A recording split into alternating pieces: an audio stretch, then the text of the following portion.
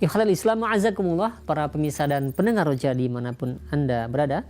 Beberapa saat lagi kami akan hadirkan ke ruang dengar Anda dan ke layar kaca Anda kajian yang kami pancarluaskan dari Masjid Al-Barkah, Jalan Pahlawan, Kampung Tengah, Cilengsi, atau Komplek Radio Roja, yang mudah-mudahan kita bisa mengambil faedahnya. Dan kami mengucapkan selamat menyimak, semoga bermanfaat.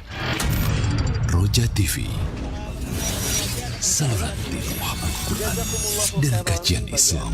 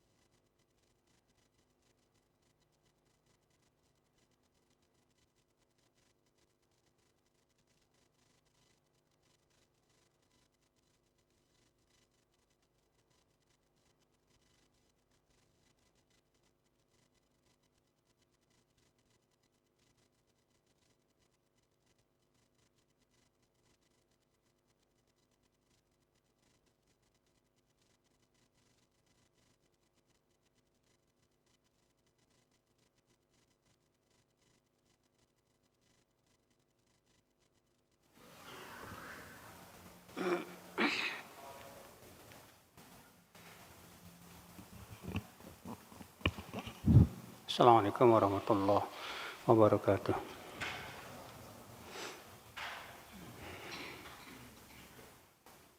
Alhamdulillah, nahmaduhu wa nasta'inuhu wa nastaghfiruh wa na'udzu billahi min syururi anfusina wa min sayyiati a'malina. Man yahdihillahu fala mudilla lahu wa man yudlil fala hadiya lahu. Wa asyhadu an la ilaha illallah wahdahu la syarika lahu. Wa asyhadu anna Muhammadan abduhu wa rasuluh. Qala Allah Ta'ala fi kitabihil karim, ya ayyuhalladzina amanu taqullaha haqqa tuqatih wa la tamutunna illa wa antum muslimun, amma ba'd. Kita lanjutkan ayat ikhwah kitab 50 kaidah Al-Quran yang berhubungan dengan jiwa dan kehidupan. Kaidah yang keempat yaitu surat Al-Qiyamah ayat 14-15. Allah Ta'ala berfirman, balil insanu ala nafsihi basirah walau alqa ma'adhirah. Balil insan, justru manusia, insan, ala nafsihi basirah, terhadap dirinya yang paling paham. Artinya manusia itu yang paling tahu tentang dirinya sendiri. Walau alqa ma'adhirah, walaupun dia memberikan berbagai macam alasan. Artinya walaupun dia memberikan alasan begini dan begitu, atau memberikan argumen begini dan begitu tentang dirinya, sebetulnya dia paling tahu tentang dirinya sendiri. Ya. Kata beliau, hadhihi qaidah min qaidit ta'amul ma'an nafs. Ini merupakan salah satu kaidah bagaimana kita bermuamalah dengan diri sendiri. Wa wasilah min wasail ilajiha min adwa'iha. Dan merupakan wasilah, ya, untuk mengobati jiwa kita dari penyakit-penyakitnya. Wa hiya fil waqt nafsih sulamun litataraqqa fi maraqit tazkiyah. Dan ini merupakan tangga, kata beliau, agar jiwa kita itu naik, ya, di dalam pensuciannya. Wa makna al-qaidah, di mana makna ayat tadi, kaidah ini, anal insan wa in hawala an yujadil an af'alihi aw aqwalihi allati ya'lam min nafsihi butlanaha aw khata'aha. Bahwa seorang insan walaupun dia berusaha, ya, untuk membela diri dalam perbuatan atau ucapannya yang sebetulnya salah, wa'tadhara an nafsihi bi'tidharat, dan dia berusaha untuk membela diri dengan berbagai macam alasan-alasan, fahuwa ya'rif tamaman ma qalahu wa fa'alahu. Sebetulnya seorang insan itu tahu tentang hakikat apa yang dia ucapkan dan apa yang dia lakukan. Dia tahu juga niatnya apa. Walau hawala an yastura nafsah amaman nas. Walaupun dia berusaha, kata beliau, untuk menutupi borok-borok dirinya di hadapan manusia. Au yulqil i'tidarat, atau memberikan berbagai macam alasan. Fala ahad absar wala a'raf bima fi nafsihi min nafsi. Maka tidak ada orang yang lebih tahu tentang diri kita kecuali diri kita sendiri. Ikhwata Islam, saudaraku seiman. Berarti bagaimana praktek kita di dalam kehidupan akhwal Islam, saudaraku seiman, rahimani wa rahimakumullah jami'an. Kata beliau, min suwari tatbiqat hadhil qaidah, di antara bentuk praktek kaidah ini. Yang pertama, fi tariqati ta'amuli ba'dhin nas ma'an nususi syar'iyyah. Tentang tata cara sebagian manusia dalam bermuamalah terhadap nas-nas syariat. Kata beliau, fala rubbama balagal ba'da nassun wadihun muhkam lam yakhtalifil ulama'u fi dalalatihi ala ijabin aw tahrimin aw takunu nafsuhu itma'annat ila hukmin ma wa ma'a hadha tajidul ba'da yaqa'u fi nafsihi haraj wa yuhawilu an yajida madfa'an li hadha an-nas aw dhak. Contoh, kata beliau, bisa jadi sampai kepada kita suatu dalil yang jelas. Suatu dalil yang jelas. Dan para ulama pun tidak berselisih di dalam pemahamannya. Baik itu menunjukkan kepada hukum wajib ataupun hukum haram. Tapi terkadang sebagian orang itu merasa berat terhadap dalil-dalil tersebut. Dan dia berusaha semaksimal mungkin bagaimana menolak dalil tersebut. Kenapa? Karena dalil tersebut ternyata tidak sesuai dengan keinginan hawa nafsunya, saudaraku seiman. Makanya Ibnu Qayyim rahimahullah berkata dalam kitab Ar-Risalah At-Tabuzakiyah, At-Tabukiyah, kata beliau, fa subhanallah, kam min hazazatin fi nufusi katsirin minan nas min katsirin minan nusus. Subhanallah, berapa banyak jiwa-jiwa manusia yang merasa berat terhadap banyak dalil-dalil syariat. Wa biwuddihim allau lam tarid, dan mereka berharap andaikan enggak ada dalil ini. Wa kam min hararatin fi akbadihim minha, dan berapa banyak manusia yang hatinya merasa panas ketika mendengar dalil-dalil tersebut. Nah, ini subhanallah ya akhal Islam, saudaraku seiman. Maka kadang-kadang kita misalnya qadarullah kerja di suatu tempat yang setelah kita dapat dalilnya ternyata tempat kerja kita haram, sehingga hati kita merasa berat. Bahkan sebagian orang yang ngikutin hawa nafsu merasa seandainya nggak ada dalil ini, sehingga kemudian sebagian orang yang mengikuti hawa nafsu berusaha bagaimana caranya menafsirkan mentakwil hadis tersebut sesuai dengan keinginannya. Padahal sebetulnya secara dirinya sendiri sih merasa ini hadis benar gitu loh. Tapi karena nggak sesuai dengan hawa nafsunya, dia berusaha bagaimana menolaknya. Na'udzubillah. Ikhwat Islam, saudaraku seiman. Al-Imam Ibn Jauzi rahimahullah dalam kitab Saidul Khatir menceritakan tentang perasaan banyak manusia di zamannya terhadap dalil-dalil syariat. Kata beliau, qala ba'dul mu'tabarin, sebagian orang berkata, qadartu maratan ala ladzatin zahiruha tahrim wa tahtamilul ibahah. Aku suatu ketika pernah merasakan kelezatan melakukan suatu perbuatan yang lahiriahnya sebetulnya haram, tapi bisa jadi boleh. Idil amru fiha mutaraddidun, karena urusannya ternyata ya masih diragukan apakah haram atau boleh.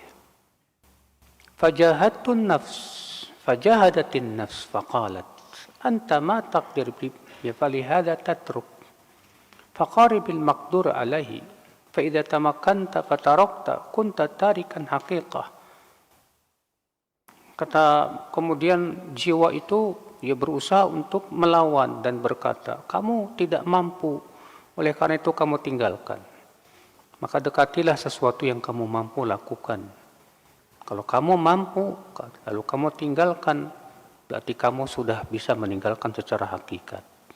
Maksudnya, ketika kita meninggalkan sesuatu dalam keadaan kita mampu melakukannya, berarti sebetulnya kita meninggalkan secara hakiki. Ya. Fafa'altu wa taraktu. Lalu aku pun tinggalkan.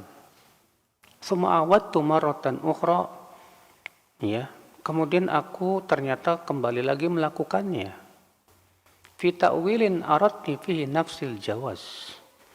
Ya, karena aku merasa kayaknya masih ada deh sisi untuk membolehkan. Artinya cari-cari alasan, Mbak, untuk apa? Membolehkannya. Falamma wafaqtuha athara dzalika dzulma fi nafsi. Ketika aku melakukannya perbuatan tersebut karena adanya cari-cari alasan untuk pembolehan tersebut, apa yang terjadi berpengaruh hatiku jadi gelap. Ya. Hatiku menjadi apa? Gelap, kata beliau. Ini saudaraku seiman, rahimani wa rahimakumullah jami'an. Berapa banyak orang-orang yang sebetulnya dia tahu ini nggak boleh sebetulnya. Tapi dia berusaha untuk cari alasan gimana caranya supaya apa? Boleh. Yang sebetulnya dia juga sadar alasannya lemah, Pak. Ya, alasannya lemah. Makanya akhwal Islam, hal seperti ini sebetulnya kelak pada hari kiamat dia tidak akan bisa menolak ketika Allah Subhanahu wa taala menegakkan hujah kepada dia. Maka dari itulah seseorang pada waktu itu berpikir, bagaimana kalau ditanya oleh Allah pada hari kiamat, bukankah kamu sebetulnya tahu bahwa alasan kamu itu lemah? Apa jawaban kita nanti di hadapan Allah Subhanahu wa ta'ala? Ya. Demikian pula akal Islam di antara contoh prakteknya, saat kita dipuji orang, saat kita dipuji orang. Ketika orang memuji kita, oh kamu orangnya hebat, kamu gini-gini. Ya, yang paling tahu tentang diri kita kan. Kita ini berhak nggak sih mendapatkan pujian seperti itu? Ya, kita pahamlah bahwa kita ini manusia. Yang namanya manusia pasti banyak aibnya, banyak kekurangannya. Ketika ada orang yang dipuji lalu ia merasa senang dengan pujian itu, Pak. Ya, hati-hati, akhi, jangan sampai dia masuk dalam hadis. Man tashabba'a bima lam yu'ta kalabis thawbai zur. Siapa yang merasa kenyang, merasa senang dengan pujian manusia padahal itu tidak ada pada dirinya, dia itu seperti orang yang memakai dua pakaian kedustaan, kata Rasulullah SAW. Iya. Nah, ini saudaraku seiman, rahimani wa rahimakumullahu jami'an. Makanya salafus soleh terdahulu mereka nggak suka dengan pujian, Pak. Salafus soleh terdahulu bahkan mereka lari dari ketenaran, nggak mau tenar. Sementara kita pengen tenar, pengen kelihatan bahwa kita alim, pengen kelihatan sama orang bahwa kita, padahal sebetulnya diri kita tahu bahwa kita ini nggak punya ilmu, ya, sedikit ilmunya, tapi pengen kelihatan sama orang kalau kita ilmunya banyak dan yang lainnya, ya. Maka kita ingat ayat ini, balil insanu ala nafsihi basirah. Justru manusia mengetahui tentang dirinya sendiri, ya. Kaidah yang kelima. Kita surat Thaha ayat 61. Allah berfirman, wa qad khaba man iftara.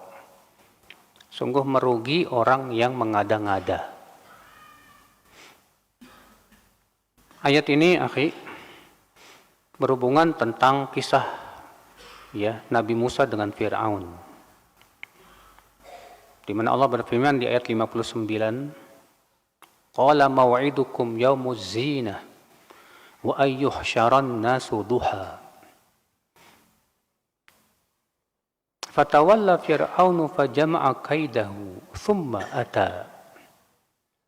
Qala lahum Musa wailakum la taftaru 'ala Allahi kadiban fayushitakum bi'adzab wa qad khaba man iftara.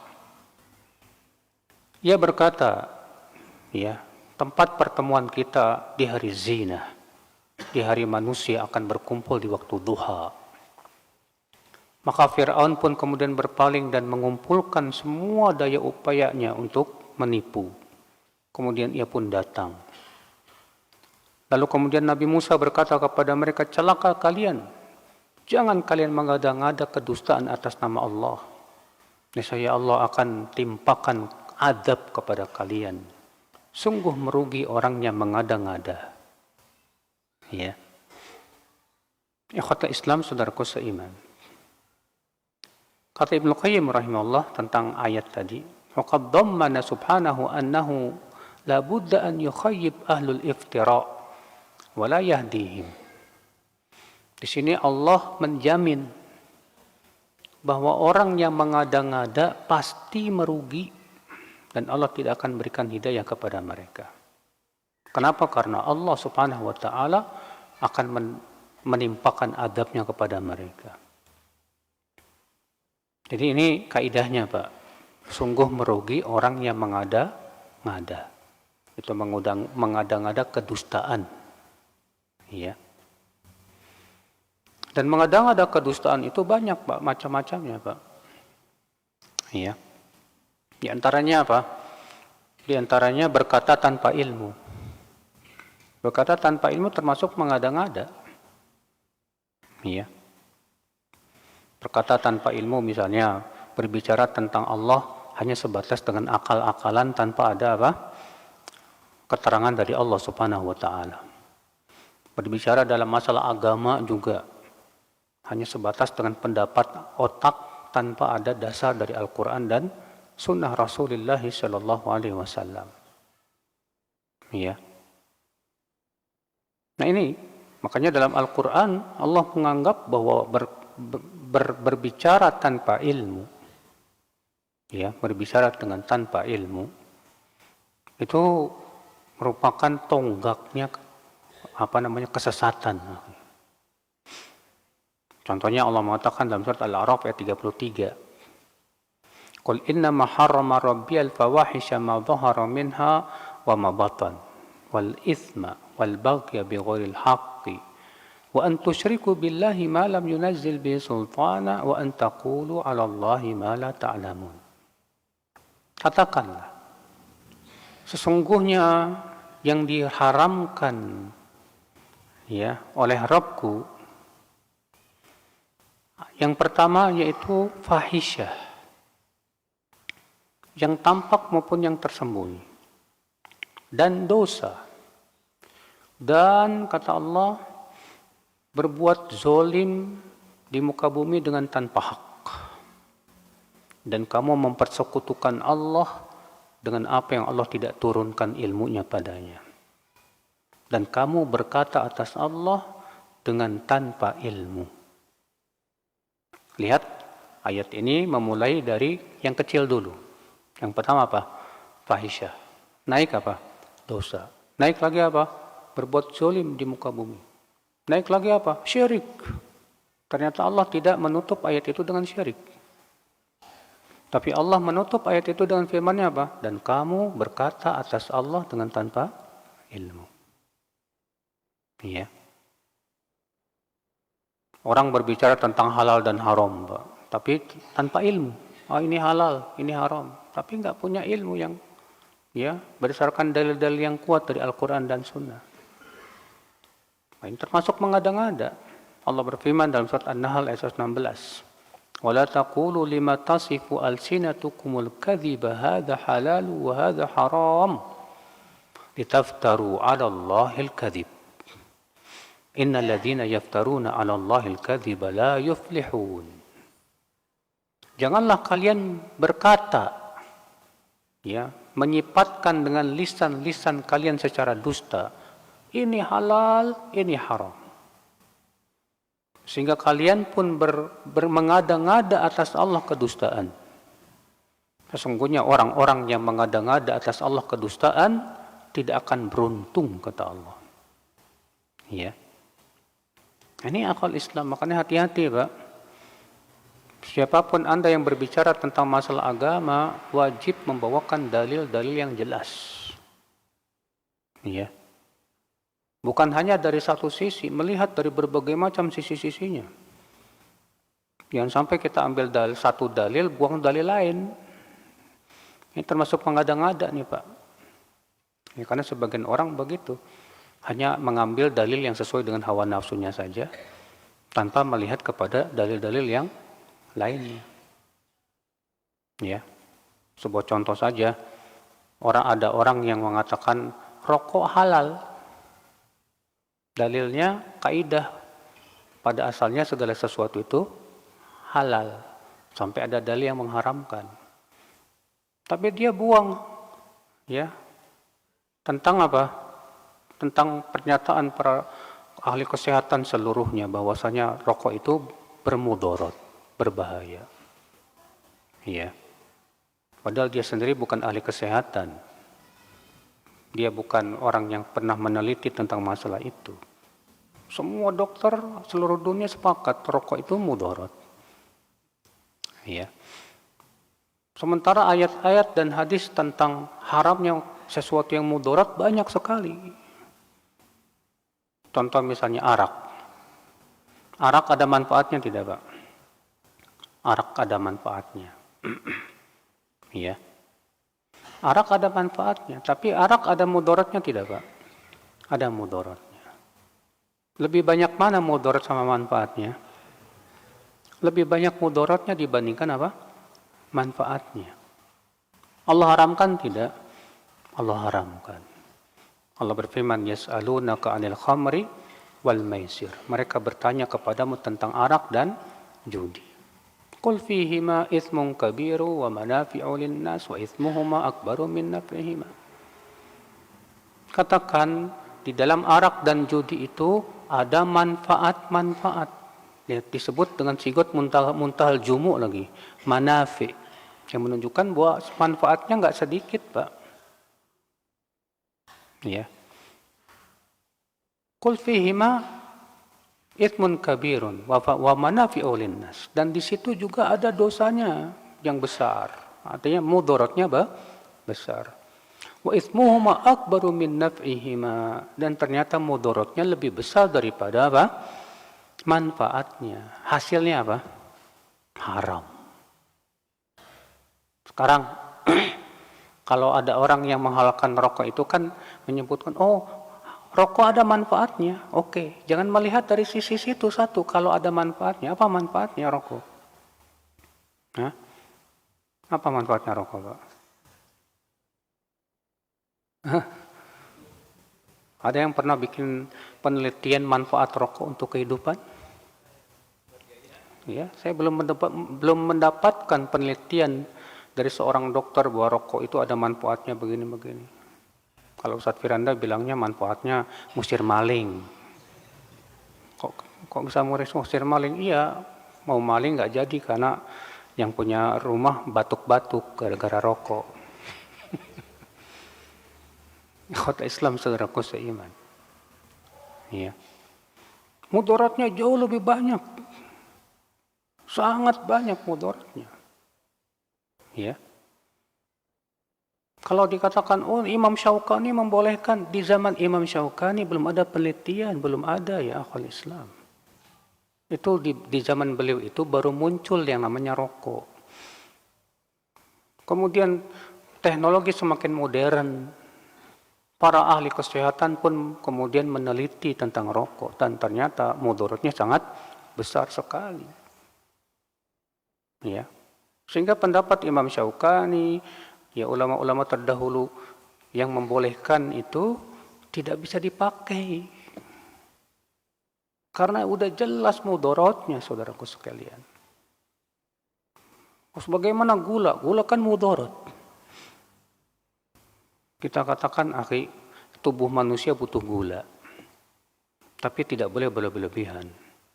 Haram gula bagi orang yang kena diabetes. Kalau antum ya kena diabetes, nggak boleh makan gula. Kenapa? Mudarat jelas, haram. Tapi ada sebagian orang yang punya penyakit kekurangan gula. Saya dulu waktu kuliah di Madinah, satu kamar sama teman, dia orang Turki, ya. Dia itu penyakitnya kekurangan gula. Kalau udah kambuh kayak orang ayan, Pak. Dia bilang ke saya, dia selalu menyediakan gula banyak di kamarnya. Dia bilang, Badru, saya minta tolong, kalau saya kambuh, tolong masukkan gula yang banyak ke mulut saya. Benar suatu ketika, satu malam, kambuh dia, Pak, kayak orang ayan. Langsung saya ambil gula, karena masukin. Sadar lagi. Memang ada sebagian orang yang ya dia butuh gula, badannya harus butuh gula yang banyak gitu. Ya, memang gula untuk tubuh kita dibutuhkan, tapi tidak boleh terlalu banyak, ada takarannya. Segala sesuatu tidak boleh berlebih-lebihan. Ya, kalau rokok tetap nggak boleh, Pak. Walaupun cuma 1 batang, bahaya, mudarat. Ya, dan itu berdasarkan penelitian banyak dari para ahli kesehatan. Ya, kota Islam saudaraku seiman. Terus penelitian para ahli kesehatan dibuang begitu aja gitu. Hah? Padahal di kotak rokoknya sudah jelas rokok membunuhmu. Terus dikatakan, itu mereka mengada-ngada itu. Subhanallah. Kayak mengada-ngada. Anda bukan ahli kesehatan, kemudian mau mendustakan para ahli kesehatan. Ya akhi, seperti ini sungguh sangat aneh, saudaraku seiman, rahimani wa rahimakumullah jami'an. Iya. Karena itu ya akhwat Islam, dan alhamdulillah banyak ya ustadz-ustadz yang membantah pendapat orang ini, saudaraku seiman. Dan sebetulnya saya yakin dirinya sendiri merasa pendapatnya lemah, Pak. Balil insanu ala nafsihi basirah. Cuma masalahnya yaitu kok, masalahnya udah doyan ya, udah kalau yang berfatwanya udah perokok yang gak mungkin haram, Pak. Ya. Ya kota Islam saudaraku seiman rahimani wa rahimakumullah jami'an. Di antara contohnya lagi saudaraku dari kaidah ini mengada-ngada, ya, yaitu berdusta atas nama Rasulullah SAW, membuat-buat hadis-hadis yang ternyata hadisnya tidak benar, hadisnya batil, hadisnya palsu kata para ulama. Ya.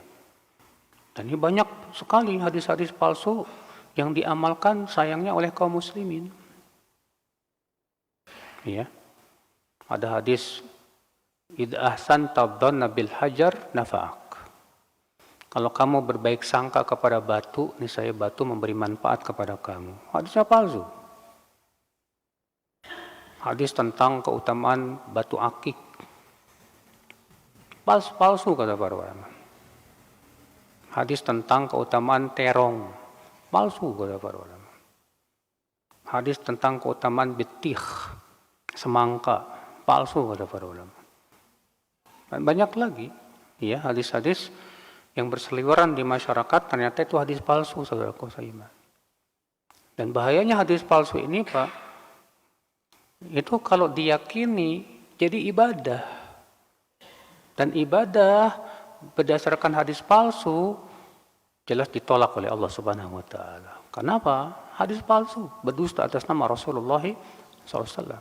Rasulullah sabda, "Man kadzaba alayya muta'ammidan falyatabawwa maq'adahu minan nar." Siapa yang berdusta atas namaku dengan sengaja, hendaklah ia mempersiapkan tempat duduknya dalam api neraka. Ya. Maka dari itu, akhwat Islam, ya, hati-hati. Jangan sampai kita termasuk orang yang ikut menyebarkan hadis palsu. Kalau antum dapat hadis, jangan disebarkan dulu. Sampai antum yakini, periksa dulu, tanya dulu kepada ahlinya, ini hadis benar nggak sahih? Kalau ternyata hadisnya sahih, alhamdulillah, silahkan sebarkan. Kalau ternyata hadisnya ya palsu, jangan disebarkan. Karena kalau kita menyebarkan, berarti kita termasuk orang yang berdusta atas nama Rasulullah Sallallahu Alaihi Wasallam. Ya. Ikhwat Islam, saudaraku seiman. Kaidah selanjutnya, kaidah yang ke-6. Itu dalam surat An-Nisa ayat 128. Allah Ta'ala berfirman, "Was-sulhu khair." Dan perdamaian itu adalah baik. Berdamai itu apa? Itu kebaikan. Ayat ini, akhi, ya, berbicara tentang suami istri. Allah Ta'ala berfirman, "Wa ini imra'atun khafat min ba'liha nushuzan aw i'radan fala junaha 'alaihima ay yusliha bainahuma sulha was-sulhu khair." Dan apabila seorang wanita takut dari suaminya nusyuz atau suaminya berpaling darinya, maka tidak mengapa keduanya untuk berdamai. Dan berdamai itu, kata Allah, kebaikan. Iya. Di sini Allah menyebutkan tentang apa? Hubungan suami istri.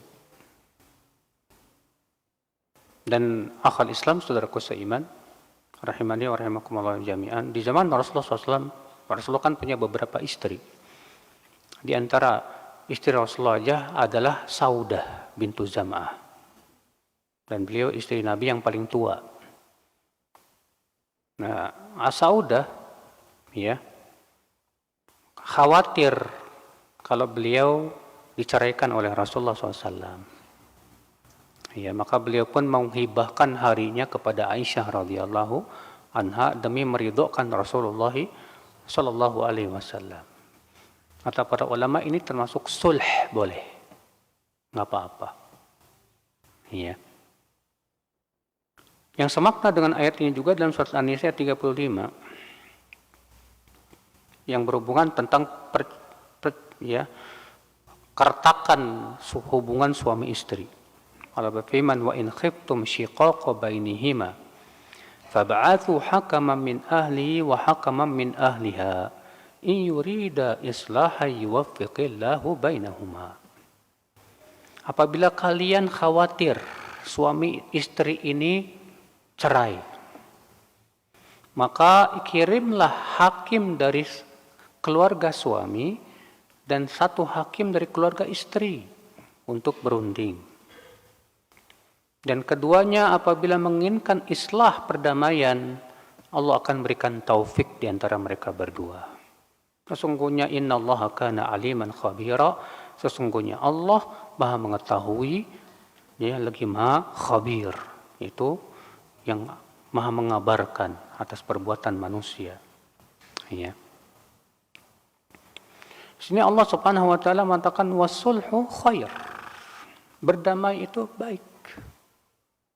Dan ini kaidah masuk pada semua persengketaan, Pak.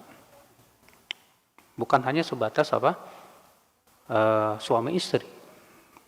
Kaidah tafsir mengatakan al-ibrah bi umumil lafadz la bi khususis sabab. Yang dilihat itu keumuman lafadznya, bukan kekhususan sebabnya. Ayat ini walaupun sebabnya tentang masalah perdamaian antara suami istri, tapi ayat ini berlaku untuk semua pertikaian. Ya.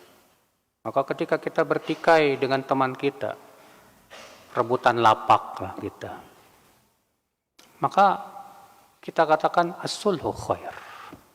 Berdamai itu lebih baik buat kamu. Iya. Udahlah berdamai aja, ngapain sih kamu sampai gontok-gontokan.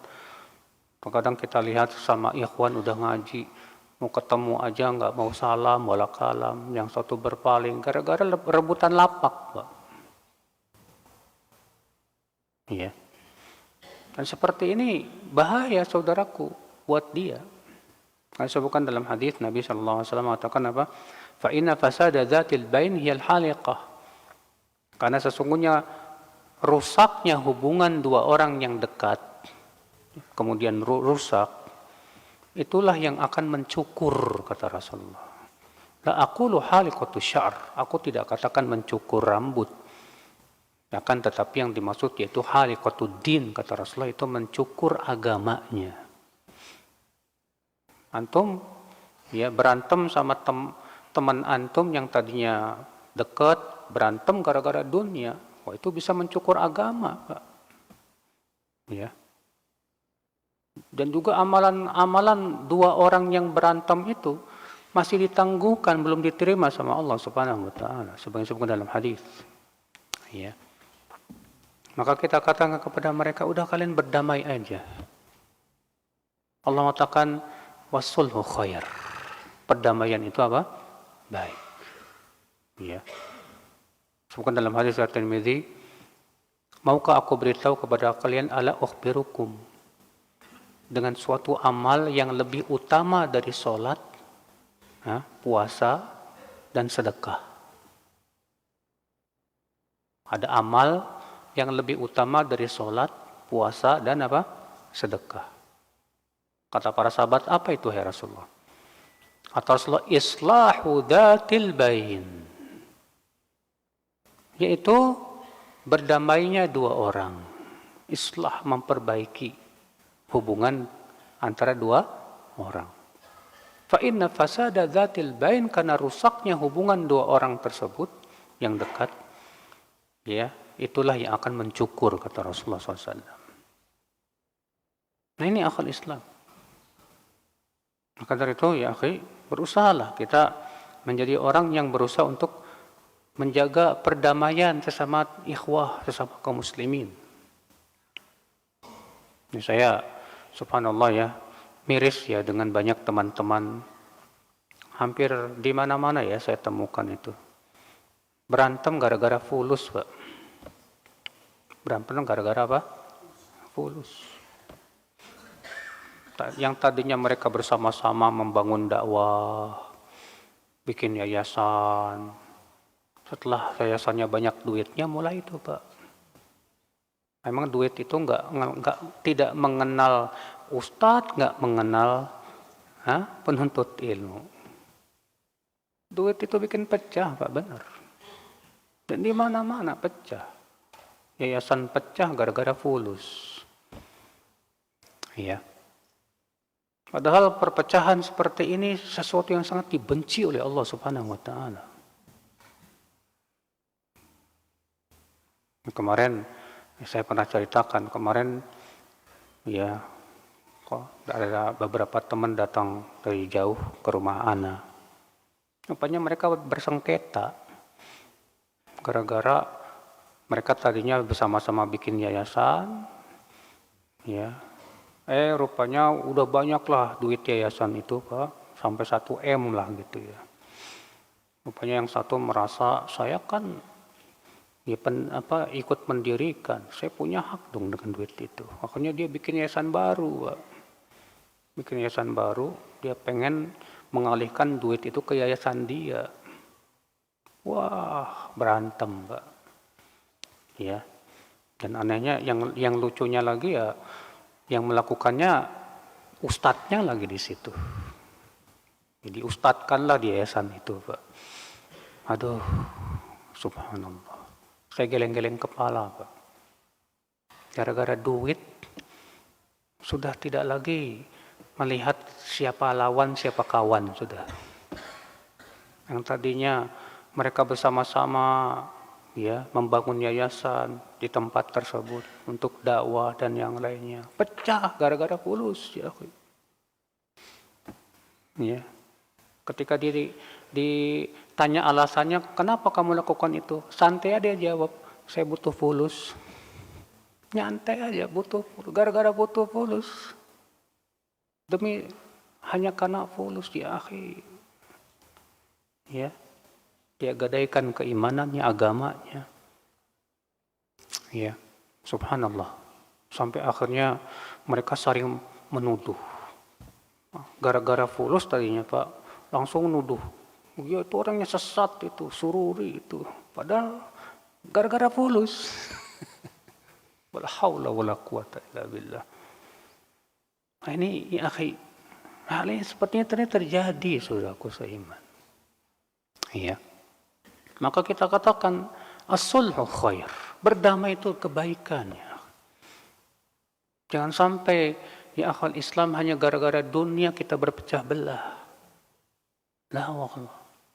Ini sesuatu yang dibenci oleh Allah Subhanahu wa taala saudaraku seiman. Nah ini akhwal Islam ya. Jadi berdamai itu kebaikan. Ketika kita terjadi persengketaan dengan teman kita, telah kita berdamai aja. Ya. Itu kebaikan. Karena kalau kita tidak berdamai, malah kita berantem, bertengkar, tidak mau tegur, yang rugi diri kita sendiri. Agama kita tercukur habis. Ya. Sebagaimana Rasulullah SAW mengabarkan demikian. Kaidah yang ketujuh. Yaitu surat At-Taubah ayat 91. Allah Ta'ala berfirman, ma'alal muhsinina min sabil. Tidak ada jalan untuk memberi sanksi orang yang berbuat ihsan. Ya. Ayat ini, akhwal Islam, memberikan kepada kita sebuah pemahaman bahwa orang yang berbuat ihsan artinya dia sudah berusaha semaksimal mungkin untuk berbuat kebaikan, ya. Maka tidak boleh ia diberikan sanksi. Maksudnya bagaimana gini? Ini banyak perkara, Pak. Contoh misalnya dalam masalah orang yang diberikan amanah titipan, tetangganya nitip ke dia, ya, barang. Dan dia sudah jaga baik-baik barangnya itu. Bahkan dimasukkan ke dalam lemari besi. Qadarullah kecurian. Padahal dia sudah berusaha semaksimal mungkin untuk apa? Menjaga barang itu supaya tidak dicuri orang. Rupanya pencurinya lebih canggih dan berhasil mengambilnya. Maka orang seperti ini nggak ada kewajiban untuk mengganti. Dalilnya mana ayat ini? Ma'alal muhsinina min sabil. Tidak ada jalan untuk memberi sanksi kepada orang yang telah berbuat ihsan. Adapun kalau dia titipannya disimpan sembarangan, nggak dipelihara baik-baik, akhirnya dicuri, maka dia waktu itu wajib ganti. Kenapa? Karena dia tidak berbuat ihsan. Iya. Ikhwatul Islam, saudaraku seiman, rahimani wa rahimakumullah jami'an.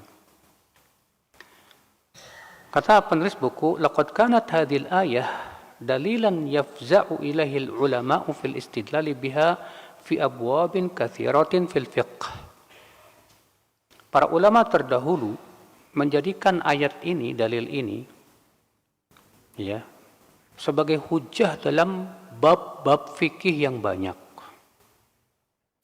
khulasatuhu ya'udu ila annahu man ahsana ala ghairihi aw fi nafsihi aw fi malihi wa nahwi dhalik thumma tarattaba ala ihsanihi naqsun aw talafun annahu ghairu dhamin li'annahu muhsin.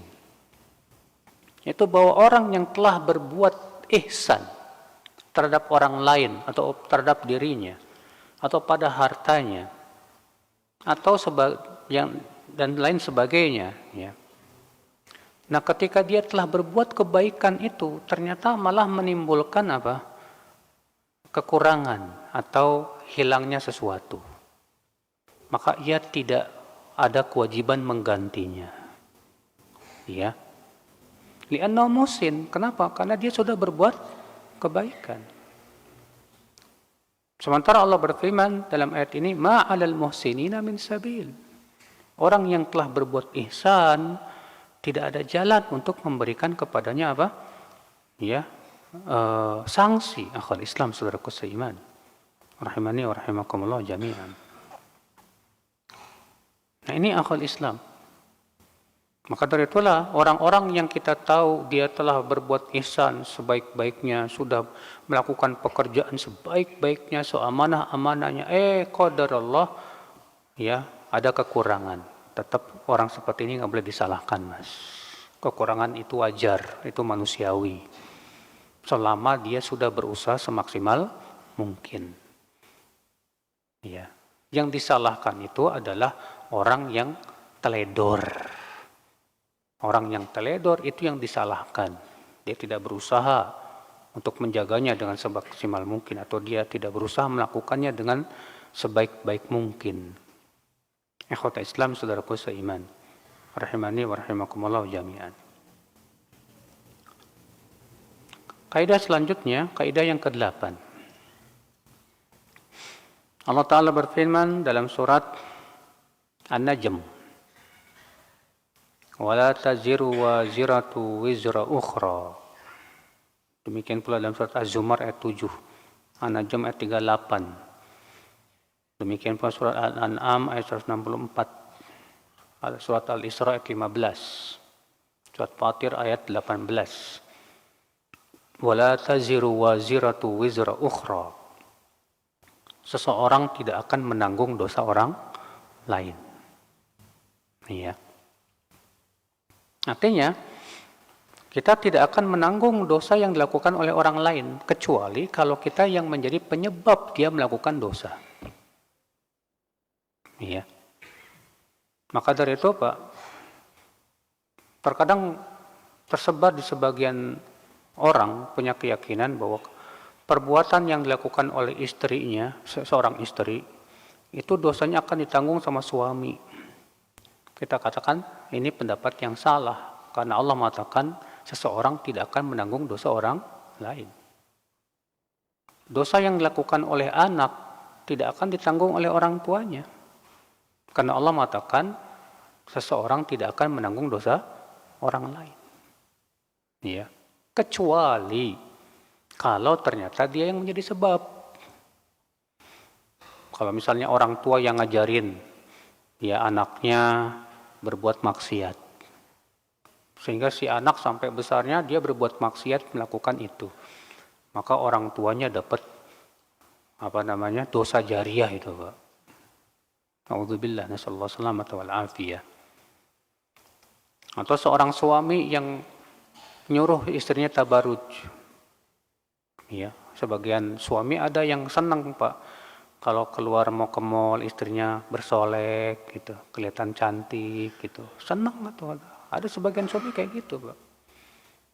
Ya, disuruhnya suaminya, alamak, kamu pakai lipstik ini yang cantik lah, biar saya nggak malu. Akhirnya si istri menaati suaminya dalam maksiat, maka si suami pun ikut dapat maksiatnya. Dapat ikut dosanya. Alhamdulillah. Nasallallahu salamata wal afiyah. Ikhwata Islam, saudaraku seiman. Maka ini ya kaidah menunjukkan bahwa pada asalnya seseorang tidak akan menanggung dosa orang lain. Ya. Perbuatan dosa yang dilakukan seseorang tidak akan ditanggung oleh orang lain. Maka salah kalau ada orang yang mengatakan, biar dosa kamu saya yang tanggung. Gak bisa, Mas. Kita katakan, alla taziru waziratu wizra ukhra. Seseorang tidak akan menanggung dosa orang lain. Yang kedua, ente sendiri nggak bisa nanggung dosa sendiri. Gimana mau dosa nanggung orang lain? Dosa kita sendiri aja kita nggak mampu ya untuk menanggungnya. Kaidah yang ke-9. Ini agak cepat karena ada 50 kaidah. Sementara paling kita bertemuan cuma 10 pertemuan.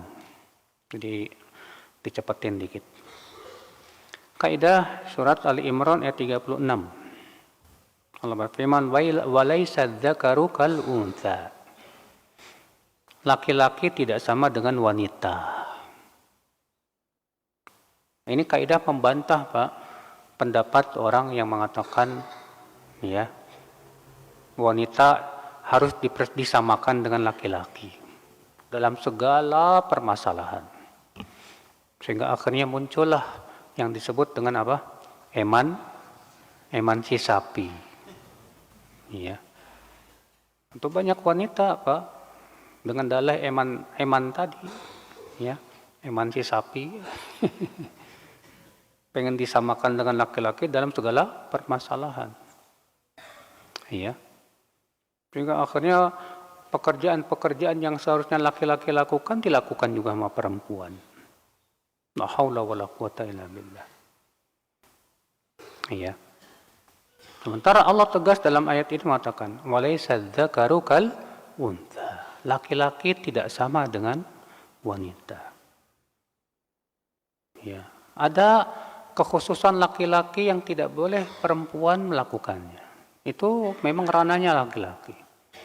Ada juga kekhususan wanita yang bukan ranahnya siapa? Laki-laki. Ya.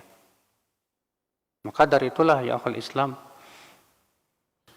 wajib seorang wanita paham bahwa dirinya seorang wanita. Dan seorang laki-laki wajib sadar bahwa dirinya laki-laki. Ya kalau kaidah ini dilakukan, Pak, nggak bakalan ada itu yang namanya jeruk makan jeruk, Pak. Ya, kaum Luti yang penyuka sesama jenis itu. Nasallallahu salamata wal afiyah. Allah Subhanahu wa taala menyebutkan dalam Al-Qur'an, "Ar-rijalu qawwamuna 'alan nisa bima faddalallahu ba'dahum 'ala ba'd." Laki-laki itu adalah para pemimpin wanita, qawwam, pengurus para wanita. Dengan apa yang Allah telah utamakan sebagian mereka atas sebagian yang lain. Iya. Allah juga berfirman dalam surat Al-Baqarah ayat 228, "Walirijali 'alaihinna darajah." Dan laki-laki di atas wanita itu punya kelebihan 1 derajat. Ya. Ikhwata Islam, saudaraku seiman. Maka Allah banyak dalam hukum-hukum, ya, Islam membedakan antara laki-laki dan wanita. Dalam rumah tangga, Allah mewajibkan laki-laki untuk menafkahi istri. Tapi Allah tidak mewajibkan istri menafkahi siapa? Suami. Suami wajib menafkahi istri. Tapi istri tidak ada kewajiban menafkahi siapa? Suami. Ya. Maka dari itulah kata para ulama, tidak boleh zakat seorang suami diberikan kepada istrinya. Haram. Tapi kalau istri boleh memberikan zakatnya kepada siapa? Suaminya. Kenapa? Karena istri adalah tanggungan suami. Dan zakat tidak boleh diberi kepada orang yang menjadi tanggungan hidupnya. Sedangkan suami bukan tanggungan istri. Maka istri tidak ada kewajiban untuk menafkahi siapa? Suami. Makanya ya, kalau antum nyuruh istri kamu, kamu aja lah yang kerja, saya di rumah lah. Kita katakan, loh, ente kebalik, Mas. Yang wajib menafkahi itu siapa? Laki-laki. Perempuan nggak ada kewajiban menafkahi apa? Suami. Ya. Contoh lagi dalam masalah warisan, Allah membedakan. Allah berfirman, "Lidzakari mithlu hadzil unthayain." Laki-laki dua kali perempuan. Bagian laki-laki 2 kali lipat perempuan. Banyak perempuan di zaman ini, Pak, menolak.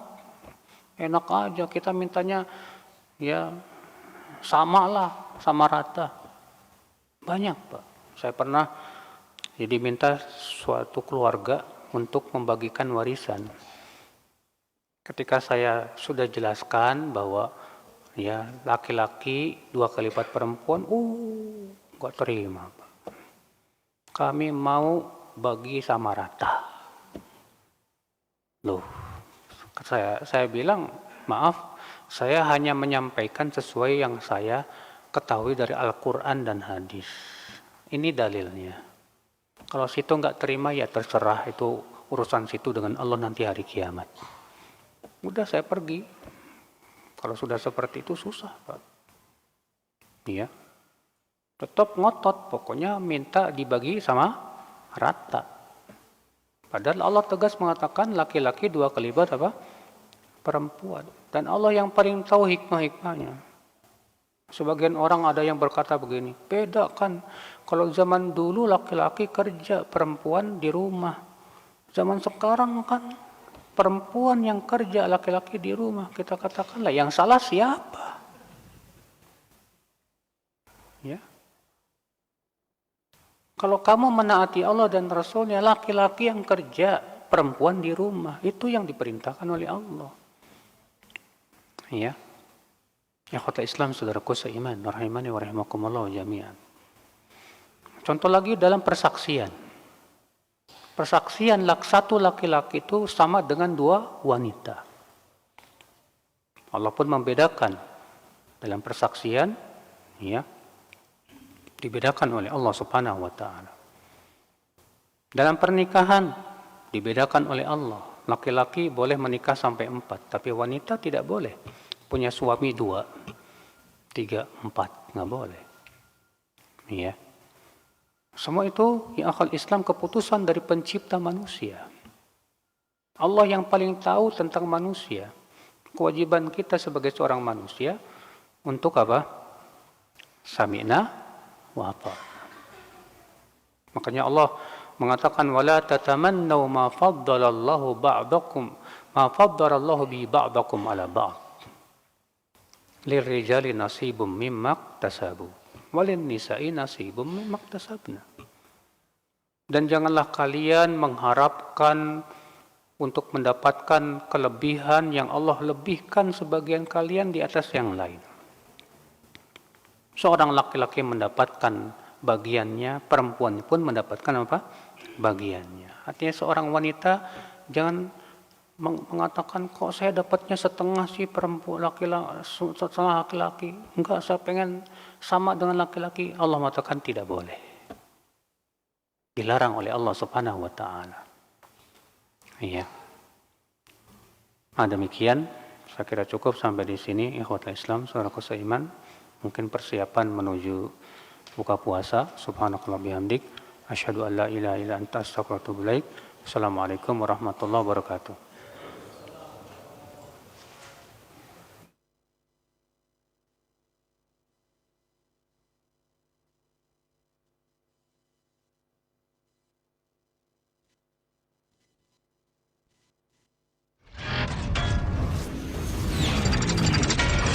Roja TV. Demikianlah ikhwatal Islam, azakumullah, para pemirsa dan pendengar